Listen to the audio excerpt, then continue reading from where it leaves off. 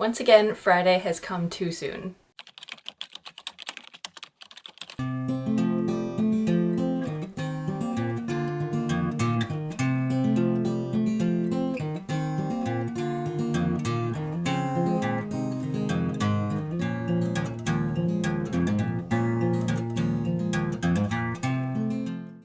It's Thursday when I'm recording this, which means that I need to record and edit this video today. And I actually have a couple more to record also. I'm kind of behind on my book reviews. I finished 3 books and have not done the reviews for them. So here's hoping that I remember everything I wanted to say, because I obviously don't write out a script for these. So let's just go ahead and get into it. So we're obviously going to be talking about the making of another major motion picture masterpiece by Tom Hanks.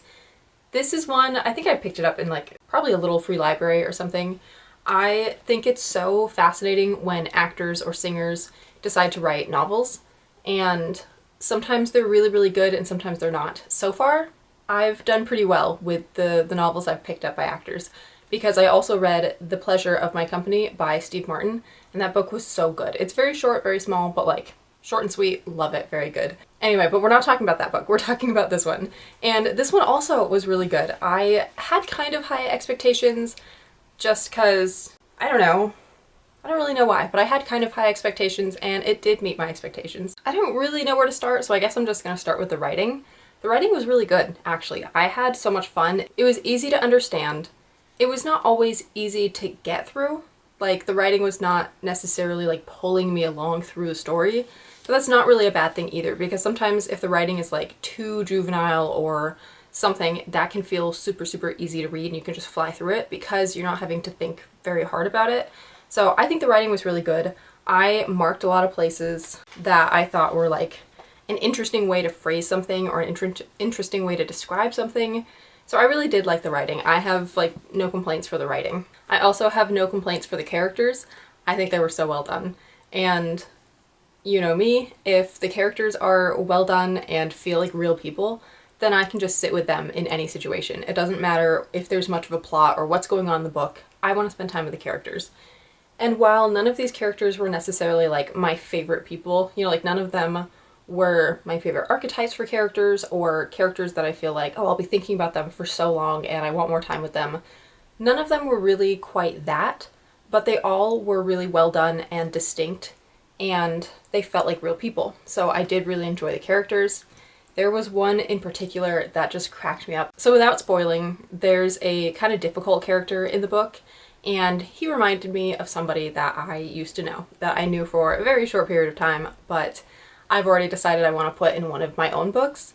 And there was a scene with this character that I just like nearly lost my mind, because it's the same type of scene that I've written for this character that is based on somebody I know. And so the scene was, a bunch of the characters are getting together for dinner, and he like speeds down the driveway in his Audi, in his like, you know, souped up awesome car. Like, it's rental, maybe not souped up, but like he speeds down in his rental Audi, and like, you know, everybody has to go and look and see like, oh, here he is, he's late and whatever. And he like spins around and spews gravel on everybody's car, and like just that scene, because he already was reminding me of this person that I know, but that scene is what I've written for the character that I'm writing in my own book. The introduction to that character in my book is he comes speeding up the driveway, he's late, he comes speeding in, it's dusty, not gravelly, but like the dust is, you know, clouding and everybody's coughing, whatever. And just to have both of those scenes in 2 totally separate books was crazy to me, because I had already been thinking of this character as that person that I knew. So that was just really, really funny. I loved that. But anyway, so the characters were great. I thought they were well done and like real people. The plot is where I think this book loses a lot of people, because there isn't really a whole lot of a plot. Honestly, I mean, we could talk about what makes up a plot. What is a plot? Does it really matter? And yeah, it does. I mean, they have like a goal. The goal is to make the movie. That's the plot. They're making a movie. And that's not really the most fascinating and like compelling plot to have. There's not a whole lot about that that makes you just like keep reading, oh, I have to see what happens, because they're making a movie. There's not really huge stakes involved. There's also a lot of backstory. Every single character that is even mildly important gets full backstory. We hear everything about their whole life. And the entire first section of this book is called backstory. and it's just like very, very long about the creator of a comic strip. And I think that's where it started to lose me a little bit, because don't get me wrong, I love backstory, but it wasn't like the easiest reading. It wasn't like I could sit down and read 30 pages without realizing it. It was more like I would read 10 pages and think that I should have read a whole lot more, and it had been too long, and so it was a little bit hard to get through. I did take a break from it for a little while to read Magonia, and I think I might have read something else, or I at least like started Dreams of Gods and Monsters or something. I don't know. No, I didn't, because I told myself I had to finish this before I could read Dreams of Gods and Monsters. So I was like, I have to read it. I can't get into a 600-page book. I'll never finish this. And I wanted to finish it because I was enjoying it. It just was not like keeping me in it necessarily, you know? Like I was having fun, but I wasn't having like that much fun. So yeah, so there is a whole lot of backstory, but once Tom Hanks got into the actual making of the movie, I was in it. I was hooked. I was having so much fun because I love being on set, and I love the behind the scenes, and I love the making of movies. I think it's so fascinating. And I've helped on a couple student films, so I've been able to like be on set and just see, you know, how many takes you have to take and from all these different angles and what the order of events is and how, you know, you can film any scene at any time and whatever. Like I've been on set and I've seen some of the behind the scenes, but I've never been on the set of like a major motion picture. So it was really fun to be on set for that. And it's for a superhero movie, so there's like a whole lot more involved too. The sets that I've been on have just been like regular, contemporary, you know, we don't have any sort of budget. It's student films. Do what you can with what you have. So it was really cool to see like, you know, a big budgeted movie and the behind the scenes of that a little bit more. But I was so in it because I felt like I had a little bit of insider knowledge already. So there were things that he was, you know, talking about and saying and explaining that I understood. And that was really, really fun for me too. I like to be in the know. I'll come right out and say that. I like to be in the know. So it was really fun to feel like I was in the know reading this. So even though there's not really like a whole lot of a plot, again, there is a plot, it's just not like super compelling, super like fast paced. I still had so much fun. The backstory started to get a little bit old, and you know, I kind of just wanted to get through that, but like I said, once we got into the making of the movie, I was in it. I raced through that and I got it done like really quickly after that because now I was super invested and interested.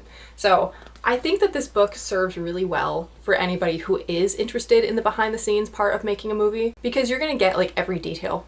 Tom Hanks tells you everything, and it's a really fun way to learn that too. You're not just like reading a textbook and having to memorize what's a DP and what is the AD and whatever. You know, like you don't have to memorize all that. You get to have some sort of a story while you're learning about all of that. So I think that it's kind of worth it for that reason. And I mean, then you still have to get through all the backstory, but the actual making of it is going to be so informative. So this was like really nicely informative, which I wasn't really expecting. I didn't know what all to expect going into this, but I didn't expect it to be quite so informative. And it really was just like, here's how you make a movie. Here's all the behind the scenes and all the things that can go wrong. And yeah, I think that's kind of what I have to say about it, is that I just had fun with that part of it. One last thing I don't want to neglect to mention is that there are footnotes in this book, and I personally love footnotes. The footnotes were something that some reviews on Goodreads complained about. They didn't like the footnotes. They felt like, you know, why put in footnotes? Just tell us in the story, whatever. I personally love footnotes. I have read a couple books with footnotes, and it always just makes me so happy, and it's so much fun, and I like to see how authors use them. So the other books I've read with footnotes are Good Omens, and Good Omens uses footnotes so very well. They're just hilarious and like necessary, but in a really super fun way. And then In the Lake of the Woods also uses footnotes, but those are completely different. They're a little bit more, they're more academic type footnotes because of the way that book is set up. I should do a whole video on In the Lake of the Woods at some point, but just know that like it is worth reading. It is so interesting, and it's such an interestingly structured book. I've never read anything like it, and I had so much fun with that too. But talking about this one, the footnotes are really fun in this one because they're kind of a mix of both. Sometimes they're really super academic, and it's just like Tom Hanks will use an acronym and then explain it in the footnotes. But sometimes they're a little bit more interesting, and it's like a little bit more backstory for some of the characters that he didn't want to like just throw in. So I don't know, I enjoy footnotes. I think they're really fun, and maybe someday I'll write a book with footnotes. I just have to figure out what kind and how to use them, and I don't usually think about it while I'm writing. It doesn't strike me like, oh, I should put a footnote here. So I don't know if I'll ever do that, but maybe. But the point is, it has footnotes. I love that. That was another plus for me. So overall, I don't know what I gave this like star rating on Goodreads. I feel like it might have been a 5-star, but maybe a 4-star. Somewhere in there. Like, it's really, really good. But just that beginning that kind of dragged a lot, that kind of bumped it down a little bit for me. But I think I probably gave it 5 stars because I really don't have any major complaints about it. And that's it for the video, and it might be it for filming for me for right now. I was going to try to film my 2 other reviews, but we have a washer and dryer coming in this morning, and I thought I could film before that happened, but my dad is still doing some work and like fixing up the space. So I'm sorry if you could hear any of that outside my door. Maybe you can't, and maybe I should just go ahead and film, but I think I'm gonna call it here for now at least. Thank you so much for watching. I hope that you enjoyed the video. If you did, don't forget to like, comment, and subscribe, and come back next week. I post videos every Friday. They go out at like 2:30. I might be switching up the time at some point, but for now, 2:30 in the afternoon. But yeah, every Friday I release a new video. Usually they're book reviews for whatever random book I'm reading. Sometimes they're reading vlogs, sometimes I'll do like, you know, my monthly wrap-ups, or I don't know, just random videos. I try to mix it up a little bit, but usually it's just reading vlogs, which hopefully are informative, and I hope that y'all enjoy that. Thank you again for watching, and I will see you in the next one. Bye-bye.